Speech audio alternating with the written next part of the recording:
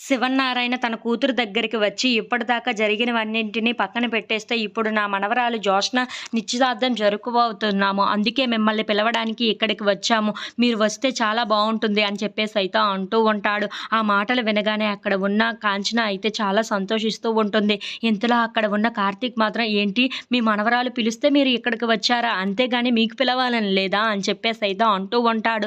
ఆ మాటలు వినగానే అక్కడ ఉన్న కాంచన మాత్రం కార్తీక్ నువ్వు కాసేపు నోరు మూసుకొని ఉంటే చాలా మంచిది. నువ్వు సైలెంట్‌గా ఉండు అని చెప్పేసి అయితే కార్తీక్‌ని గసిరేస్తూ ఉంటుంది. ఇంతలో అక్కడ ఉన్న శివనారాయణ మాత్రం అవును నా మనవరాలు కోరిక ప్రకారం మిమ్మల్ని ఇక్కడ పిలవడానికి వచ్చాను. నా అత్త, బావలు ఉండాలి అంటే ఇక్కడికి పిలవడానికి వచ్చాము. అంతే తప్ప లేదంటే మాకు ఇక్కడికి రావాలన్న అంత ఆశ ఏమీ లేదు అని చెప్పేసి అయితే అంటూ ఉంటాడు. ఇంతలో అక్కడ ఉన్న సుమిత్ర కాంచన దగ్గరికి వెళ్ళి వదిన మీరు ఎలాగైనా సరే నిశ్చితార్థానికి రావాలి అని చెప్పేసి అయితే ఆహ్వానిస్తూ ఉంటుంది.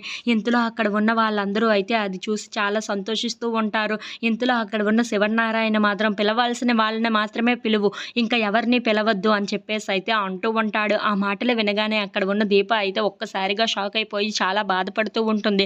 ఆ మాటలు అంటుంది నన్నే కదా అని చెప్పేసి అయితే అనుకుంటూ ఉంటుంది. ఇంతలో అక్కడ ఉన్న శివనారాయణ మాత్రం అవును మన పరువు తీసేసే వాళ్ళని మాత్రం ఎట్టి పరిస్థితుల్లో పిలవద్దు, మనకి అన్యాయం చేసిన వాళ్ళని కూడా పిలవద్దు అని చెప్పేసి అయితే దీపని చూసి అంటూ ఉంటాడు. ఆ మాటలు వినగానే అక్కడ ఉన్న దీప అయితే చాలా బాధపడుతూ ఉంటుంది. ఇంతలో అక్కడ ఉన్న కార్తీక్ మాత్రం ఏంటి మమ్మల్నే అంటున్నారు కదా, ఆ మాటలు నా భార్యనే కదా అంటున్నారు అని చెప్పేసి అయితే అంటూ ఉంటాడు.